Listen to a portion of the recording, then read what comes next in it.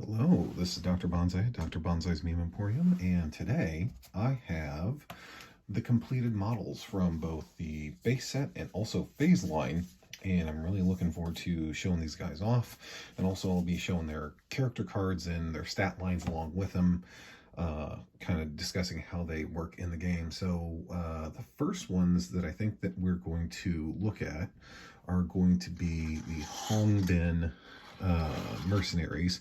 So these are basically kind of third country nationals that have been brought in to kind of help disrupt things. And as you can see, the equipment is sharply rendered. The guy's got a scarf, that the creepy monocular night vision system. Everything's extremely well detailed. There's 4 unique sculpts for each of these guys. These guys are the base dudes using RPK 16s. And there we go. You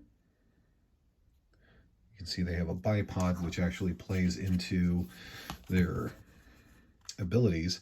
Basically, they can, if they're making an immediate reaction, so they're reacting to somebody in their line of sight and they're tied up against waist high cover, they can make that attack without the -3 modifier. They also have frag grenades, and also discuss the RPK, how that works.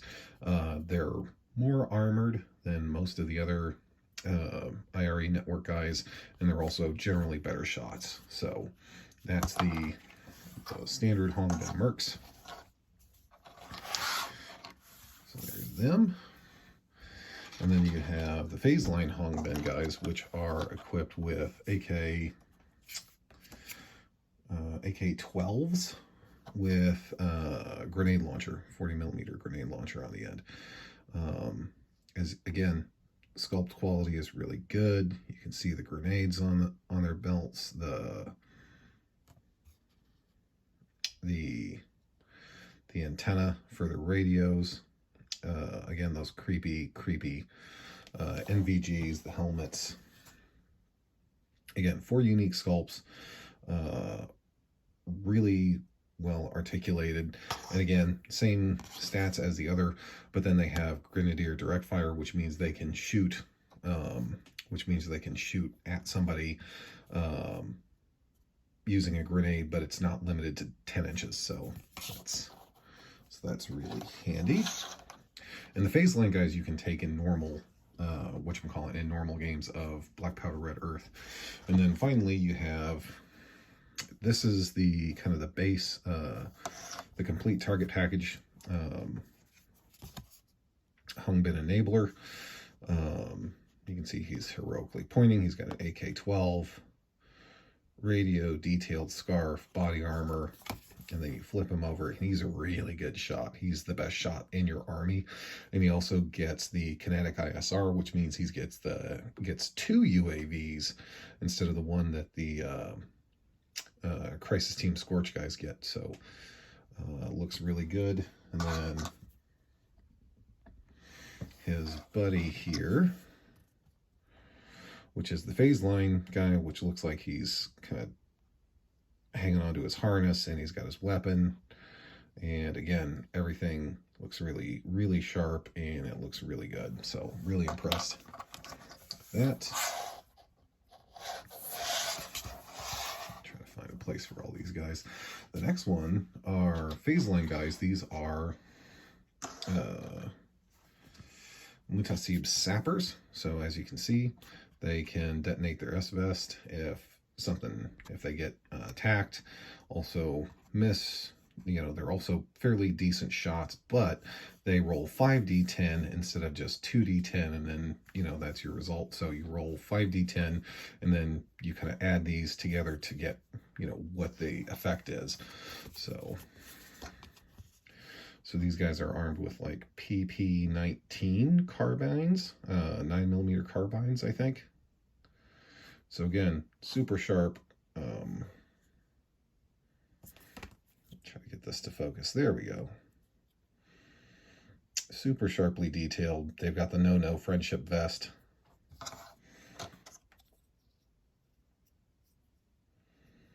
looking really, really good. Again, you get 4 unique sculpts of these guys, so that looks good. And then you have the standard Mutasib guys that are rocking the AK-12s. Again, the extremely well detailed, very sharply molded. I found some flash I didn't cut off. I'll have to do that. Speaking of flash, they cleaned up very well. All these models cleaned up very well. And specifically the IRE guys, less so when we get into the Crisis Team Scorch guys, but I think that's chalked up to they were literally the first miniatures they ever produced, and as you can see, you know, they're pretty decent shots. They also have the S-Vest, and they can throw frag grenades, so that gives them a little extra utility. And then finally you have your... Ironically, this is the card for your normal Shirta guys, not the actual. And this guy came in the base set with. They didn't actually have the PKM, but we'll get to that here in a second. So, as you can see, no armor save, really terrible shots. They can shoot through their own guys. They're really not that good. They're just literally 2 pad numbers. So what you get is you get. You get 12 of these guys, I believe, in the base set. This is these guys are all a mix of both the standard phase line and both the standard core complete target package and the phase line guys. So as you can see, they have some, again, very, very highly detailed, carrying a lot of equipment. Some of them have the creepy ski goggle thing going on.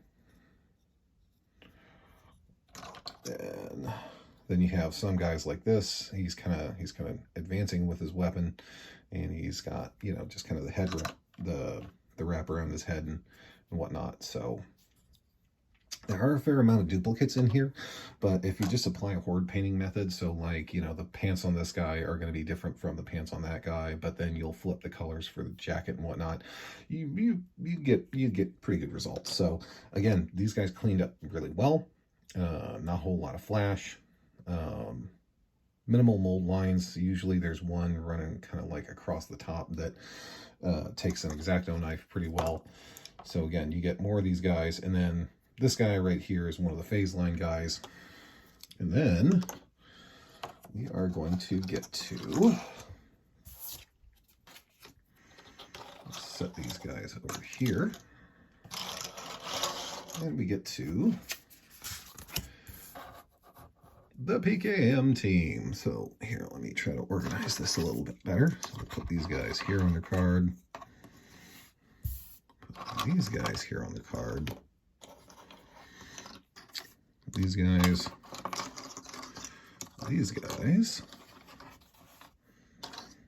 these guys. Okay, perfect. So everybody is at home on their own cards, so we're condensing the mess.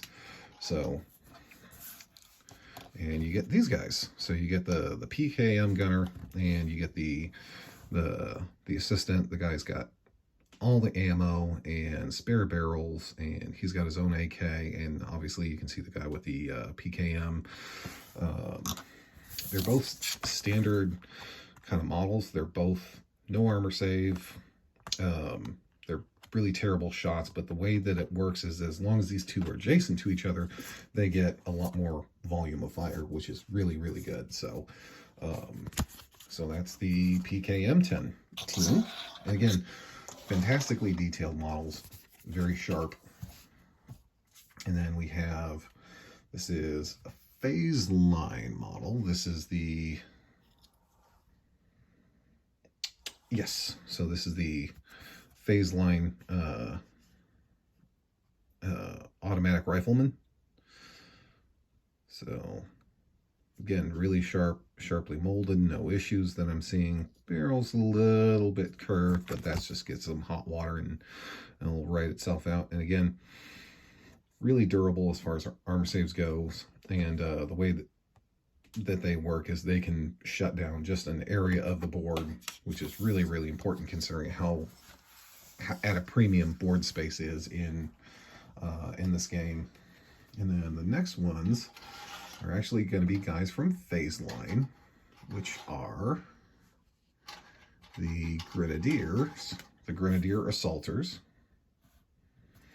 So again, they get the same thing as the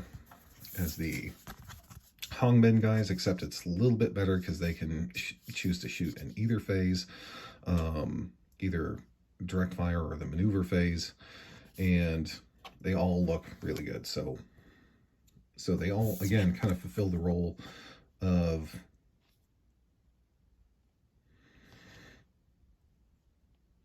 just a standard assault miniature, but at the same time they have that. The same, rifle capability that everybody else does. So see, super sharply detailed. The guys carrying the grenade launchers on their hip. The weapon system, again, is highly detailed and correct and present, it looks like. And then, yeah, so pretty sharp.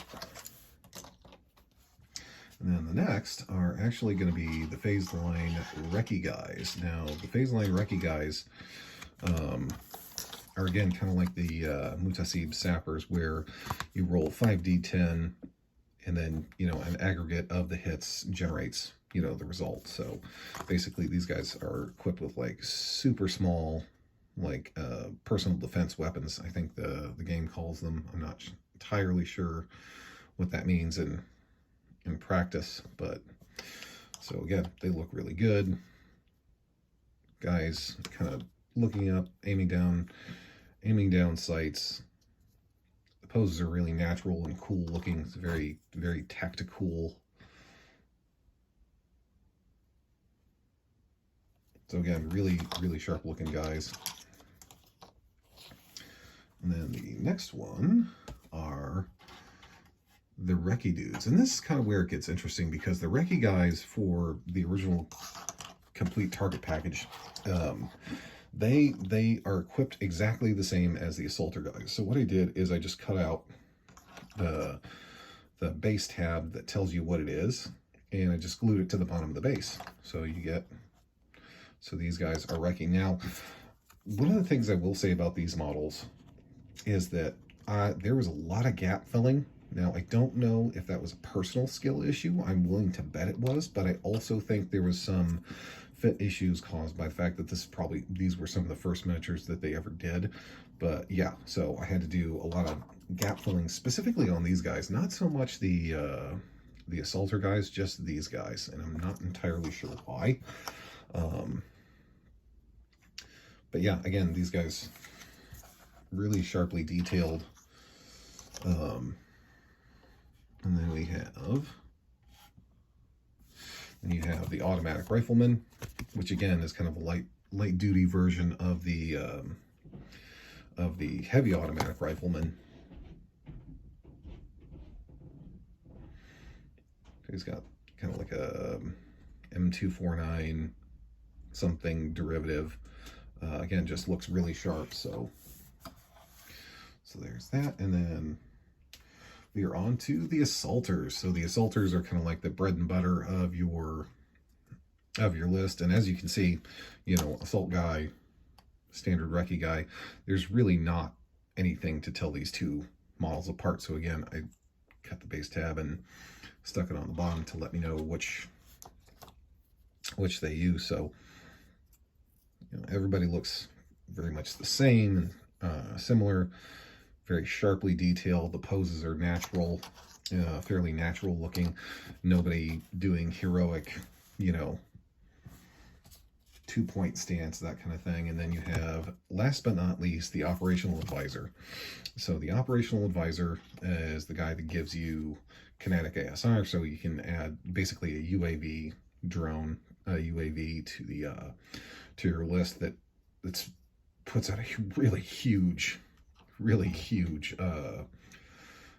blast. So this guy right here is, I believe, the Corset one.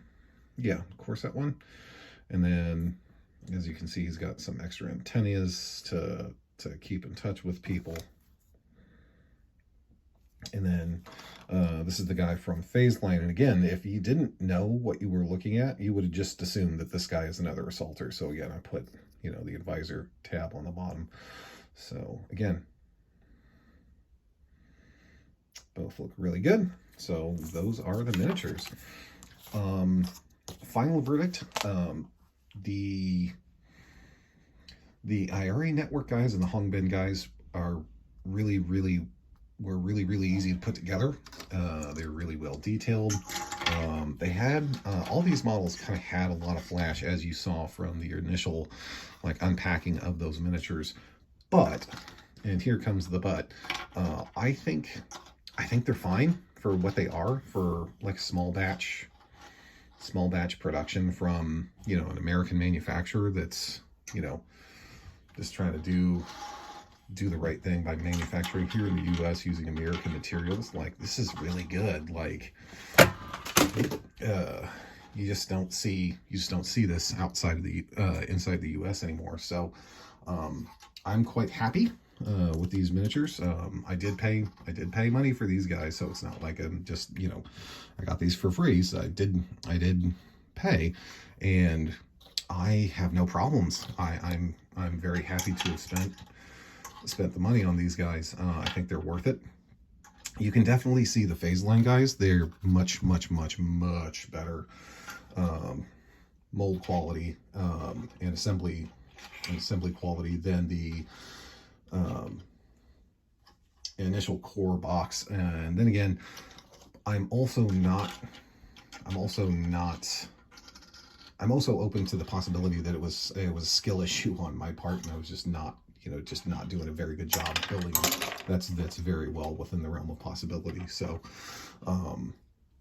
but otherwise, yeah, I give this a big thumbs up. And again, you know, the way the stats work in this game are super easy to keep track of. There's not a whole lot of gotcha stuff.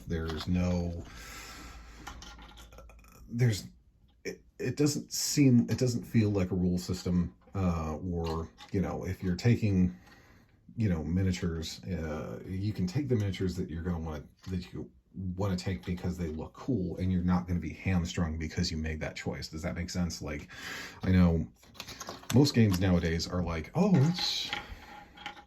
if you don't take this, it's not optimal, lol. And it's like, ugh, I don't want to play like that. That sucks. So with this, I definitely feel this game there's a little bit of everything for everybody in here. And I think that the models and the rule set and the abilities of the models are very much in tune with one another. They're very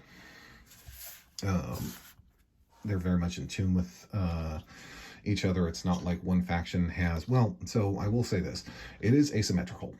So by its very nature, it is asymmetrical because the Scorch guys are just really good. They're just really good because, but at the same time, they're not going to have a lot of people. But, which means you're going to have to play them slightly better than the IRE guys. But again, if you're the IRE guy and you're just relying on weight of numbers to like take the enemy out or, you know, achieve your objectives, because sometimes like kill all, that's not really a game mode in this game. You know, very rarely is the objective is straight up like, hey, you know, eliminate X number of models. It's like, no, eliminate this model, eliminate this location, that kind of thing. So if you're not playing well, this game kind of will eat you up. So that is something to keep in mind. But I'm really enjoying this. I can't wait to get some paint on these guys and get them on the table. It's going to be a good time. That's pretty much it. Enjoy the beautiful artwork as I start reassembling my card decks here. Let me know what you guys think in the comments below. Again, the only thing I would say is that the quality of the build quality for the miniatures goes up drastically in phase line, and the overall like fit and finish, because again, the complete target package is the first time that they, you know, for the Scorch guys, the complete target package was originally just the Scorch guys, and then